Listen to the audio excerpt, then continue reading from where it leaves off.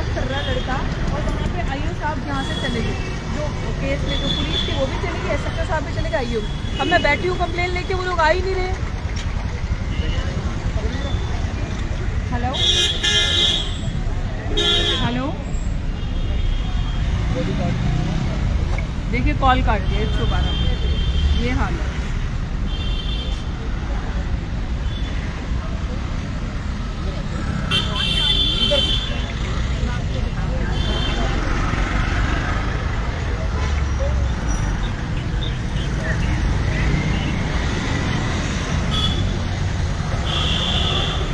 Local थाने को बोलो, local थाने का नंबर लेके वो आएगा ही। तो नमस्कार दोस्तों, लाइव अचानक से मेरे फेसबुक पेज पर जो लोग जुड़ गए हैं वो लोग जुड़ जाएं, और जिनको नोटिफिकेशन चला गया वो लोग जल्दी से आ जाए, जुड़ जाएं। मैं प्रोफेसर रितु का धरना जहां पर चल रहा है, और हम लोग यहां पर हैं, मेरे साथ महमूद प्राचा और तमाम साथी हैं। घड़ी में 8 जो है वो बज चुके हैं, और लाइव आने का जो मतलब है वो ये है कि आज जब प्रोटेस्ट यहाँ पर किया जा रहा था, तो यहाँ जैसा आपने दूसरी तरफ से बताया गया कि धारा 144 यहाँ पर लगाई गई है, तो उसके चलते महमूद प्राचा और रितु और उनके तमाम साथियों को पहले गिरफ्तार करने की कोशिश की गई। जब वो नहीं हटे फिर बाद में गिरफ्तार किया गया और चंद कदमों की दूरी पर ले जाकर उनको छूट दिया गया। उसी भीड़ में एक संदिग्ध आदमी जो था वो नजर पड़ा, और देखा कि ये आदमी कौन है जो लगातार 3 दिन से यहाँ पर फोटोग्राफी कर रहा है। पहले बताया गया कि ये आदमी जो है सोचा गया कि शायद दिल्ली पुलिस का हो, लेकिन बाद में पता चला कि वो दिल्ली पुलिस का नहीं है।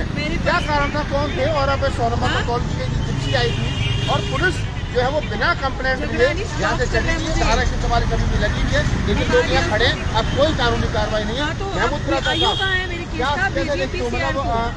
आपको बात किया जा रहा है, किसका कैमरा मैन था, कौन था? नहीं, आप दोबारा से पीसीआर भेजिए, आप मेरे को चैनल नंबर दीजिए मेरा इस कंप्लेन का। नहीं, आप अभी चैनल नंबर तरह के तरीके इख्तियार किए जा रहे थे, तरह तरह के क्राइम्स किए जा रहे थे। उसमें से एक तरीका ये भी था कि वीडियोग्राफर भेज के, फोटोग्राफर भेज के वाइस चांसलर साहब, डॉक्टर साहिबा और रजिस्ट्रार साहब और ऑफकोर्स प्रिंसिपल साहिबा जो हैं दौलत राम कॉलेज की, वो यहाँ इनको हैरेस करने के लिए इनको स्टॉप करा रही थी पुरुषों द्वारा, और इनकी इस तरह की वीडियोस बनवा रहे थे कि इनकी मॉडेस्टी आउटरीच। आज भी जब हमें लोगों को एक तरीके से आज आपने पहले भी वीडियो में अपनी लाइव में दिखाया है किस तरीके से पुलिस ने गैरकानूनी तरीके से हमको यहाँ से उठाया और वहाँ तक लेके गया और उसके बाद छोड़ दिया। क्या था कि पूरे यूनिवर्सिटी में 144 लगी। अब जब डॉक्टर रितु ने 100 नंबर पे फ़ोन करके अपने ऊपर जो ये स्टॉकिंग करने का और जो ये अश्लील उसकी वीडियो बनाने की चेष्टा कर रहा था वो और बना रहा था, उसकी कंप्लेंट करने के लिए 100 नंबर पे फ़ोन किया। और यहाँ जो वाइस चांसलर साहब के, रजिस्ट्रार साहब के जो दूसरे कर्मचारी बैठे हुए, उन्होंने उससे कहा कि तुम जो है ये कैमरा लेके भाग जाओ, रजिस्ट्रार साहब को दे दो, जिससे इस प्रकार की वीडियो बना रहा था वो गंदी डॉक्टर रितु की, उसको मतलब डराने के लिए, प्रेशर डालने के लिए। तो पुलिस यहाँ से चली गई।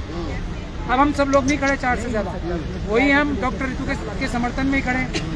अब कोई हमारे से शांति भंग करने का 1% भी चांस नहीं, क्योंकि पुलिस ये जानती है कि हम लोग कभी भी शांति भंग नहीं करेंगे।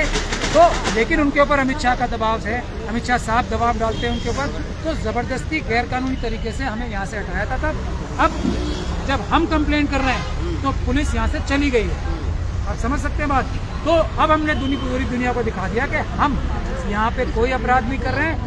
पुलिस हमारे खिलाफ जितने भी डॉक्टर रितु के खिलाफ अपराध होते हैं उसके खिलाफ कोई कानूनी कार्रवाई नहीं करती, और जब हम कानूनी कार्रवाई करने के लिए कहते हैं तो वो मुंह फेर के यहाँ से चले जाते हैं।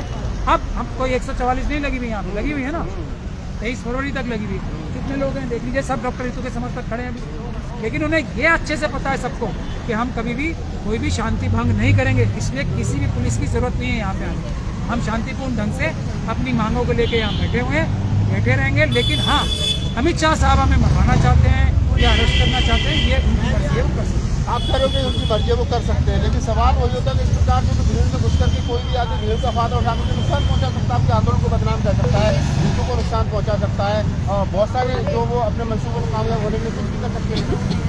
इसी काम के लिए तो पुलिस होती है। एग्जैक्टली आपने इतना अच्छा सवाल पूछा राहुल जी, कि यही काम के लिए तो पुलिस होती है। ये अगर अब कोई प्रोटेस्ट कर रहा है, पीसफुल प्रोटेस्ट कर रहा है संवैधानिक तौर से, कानूनी तौर से, तो उसके साथ कोई अपराध गुंडे ना कर सके जिनके खिलाफ वो प्रदर्शन कर रहा है। क्योंकि वाइस चांसलर, रजिस्ट्रार और डॉक्टर कोई और ये प्रिंसिपल कोई अब आम नागरिक तो रह नहीं गए, यूनिवर्सिटी के अधिकारी तो रह नहीं गए, ये तो अपराधी हैं। कोई अपराधी हमारे पीसफुल प्रोटेस्ट को डिस्टर्ब ना कर सके, यही एक पुलिस का रोल होता है, और कोई रोल पुलिस का किसी पीसफुल प्रोटेस्ट में नहीं होता। अभी जिस प्रकार से पुलिस यहाँ बिना कंप्लेंट लिए चली गई, जबकि कहा यह भी जाता है कि 100 नंबर की जो कॉल होती है उसको एसीपी जो है वो एसीपी की नज़र में होती है, उसको पूछता भी क्या हुआ, तो ये 100 नंबर की कॉल की थी जिसमें कंप्लेंट हुई है, तो ऐसे कैसे पुलिस का जो रवैया गैर जवाब नहीं हो सकता है। अब जब एक और अपराध पुलिस की आंखों के सामने, रजिस्ट्रार साहब ने, वाइस चांसलर साहब ने, डॉक्टर साहिबा ने करा दिया, तो उसको अब उनकी आंखों के सामने हुआ है, और 100 नंबर पे फ़ोन करके, 112 नंबर पे फ़ोन करके पुलिस भी बुला ली डॉक्टर रितु ने। तो अब कहीं उनको कानूनी कार्रवाई ना करनी पड़ जाए, अपनी असली ड्यूटी ना निभानी पड़ जाए, अमित शाह साहब वाली ड्यूटी नहीं, अमित शाह साहब वाले अपराध नहीं, असली ड्यूटी अपराध की रिपोर्ट लिखने के लिए और कानूनी कार्रवाई करने के लिए।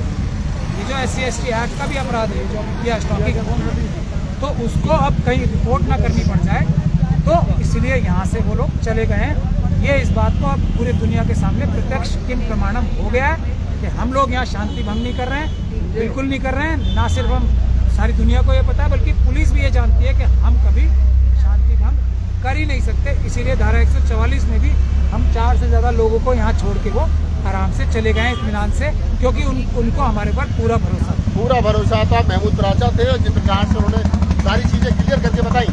एक बात तो तय है कि दिन में पुलिस का जो चेहरा होता है वो कुछ और होता है, दिन में पुलिस चाहती है कि ये लोग इकट्ठा ना हो, और रात में जब यह पुलिस को खुद छोड़ करके चली गई है, तो पुलिस को भी पता है ये कोई गैर कानूनी काम नहीं करेंगे, न्याय की मांग के लिए बैठे हैं, लेकिन फिर भी पुलिस के ऊपर कौन सा दबाव है जो ना चाहते कि पुलिस वो काम कर रही है जो कि गैर कानूनी है। इस वीडियो के बारे में आपकी क्या राय है, कमेंट्स बॉक्स में अपनी प्रतिक्रिया जरूर। धन्यवाद।